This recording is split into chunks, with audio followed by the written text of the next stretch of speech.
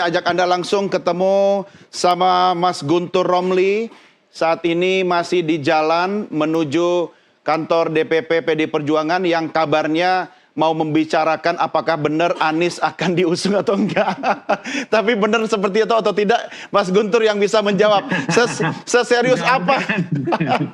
Ini biar tidak jadi hoaks ya, Mas Guntur, tolong dijawab. Apakah PD Perjuangan serius mengusung Anies atau cuma PHP gitu loh, Mas?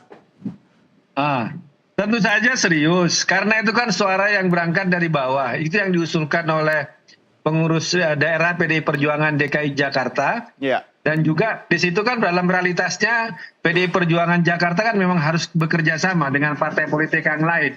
Ya. Jadi tidak bisa mengusung calon sendiri, baik itu yang namanya calon gubernur dan wakil gubernur, ya kan? Dan karena itulah PDI Perjuangan menyiapkan dua opsi. Menyiapkan dua opsi. Pertama, ya sebagai cagup itu adalah kader sendiri, beberapa nama yang sudah muncul, misalnya ada Pak Andika, ada Ibu Risma, termasuk juga ada Mas Pramono. Nah, kemudian juga opsi kedua itu ya kita mengajukan kader luar, tetapi cawagupnya itu kader sendiri. Nah, Mas Anies itu kan masuk di opsi kedua. Opsi kedua, tapi dengan catatan ya calon wakil gubernurnya adalah kader dari PDI Perjuangan. Nah, kalau siapa calonnya? Misalnya PKB DKI mengajukan Kaisang Anies, ya bisa nanti PDI Perjuangan akan mengucapkan bye-bye untuk Anies Baswedan. Jangan gitu dong, orang itu baru usulannya ketua DPW PKB kok, ya kan?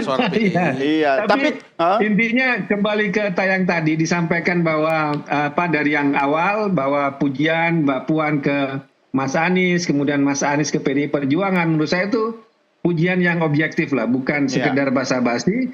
Ya karena tadi juga disampaikan oleh Bang Tarigan, bagaimanapun PDI Perjuangan itu akan selalu melihat kualitas orang itu, dan apapun ya latar belakangnya, seperti saya dicontohkan tadi, seperti Pak Jokowi, kemudian Mas Ganjar, kemudian Pak Mahfud, dari latar belakang yang bukan siapa-siapa, tapi ketika memiliki kualitas, memiliki kapabilitas untuk memimpin dan tidak perlu ada isi tas, ya kan? Jadi benar-benar memang dimajukan secara serius. Jadi sampai saat ini PDI Perjuangan masih melakukan pengkajian, kemudian juga survei di mana dua opsi ini yang bisa dilaksanakan. Apakah misalnya bekerja sama dengan mengusung kader sendiri sebagai cagup, sebagai DKI 1, atau mengajukan kader luar, ya.